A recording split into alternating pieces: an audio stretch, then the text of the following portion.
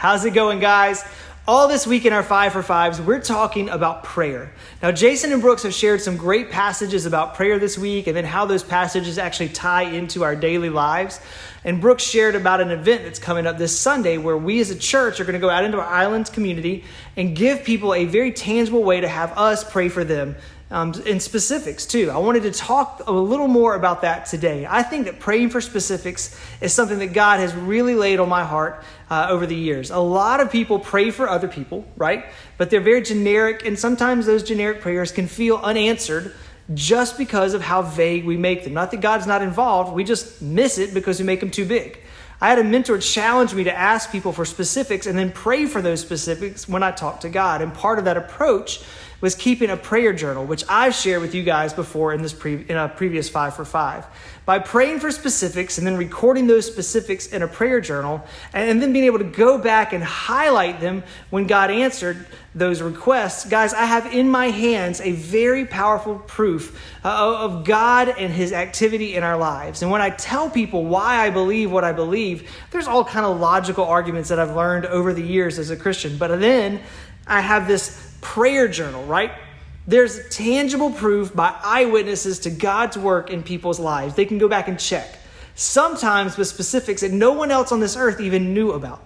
And guys, as I was thinking about how important prayer is in my faith and my daily schedule, I thought of a verse in Matthew chapter 20 that encourages us to be specific when we talk with God. In Matthew 20, Jesus was leaving Jericho, and he had a massive crowd following him, right, as he always did. And as he walked down the road, Matthew tells us about 2 blind men on the side of the road, as often happened, right? And when they heard that it was Jesus passing by, they started calling out to him using terms like Lord and Son of David, and they were pleading to be healed. But the crowd, man, they were more concerned about with what Jesus had to say, and one of these guys just to be quiet and tried to silence them at the same time, but they were persistent, right? They got louder over the crowd. So let's pick up in Matthew 20:32 and see how Jesus reacted to their persistence. It says that Jesus stopped and he called them, "What do you want for me to do for you?"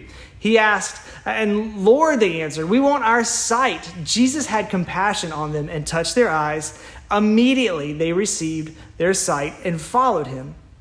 Now, guys, it was abundantly clear what these men needed on the side of the road, right? Their sight. So why did Jesus ask the question? Well, possibly for them to articulate the specific need that they had to Jesus, right?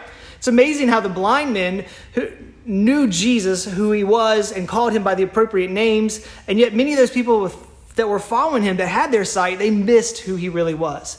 But having compassion on these men, Jesus touched their eyes and their sight was restored. And when we talk with God about our own struggles, guys, or the needs of those that are close to us, we can speak in specifics, right? God is in the details just as much as he is in the big picture.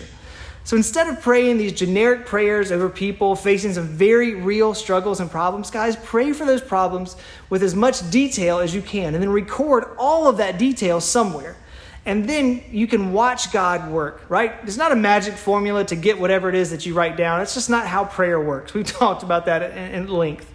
But you will see God move when you make the effort to pray for specifics. So guys, have a great rest of your week, and we'll see you all real soon.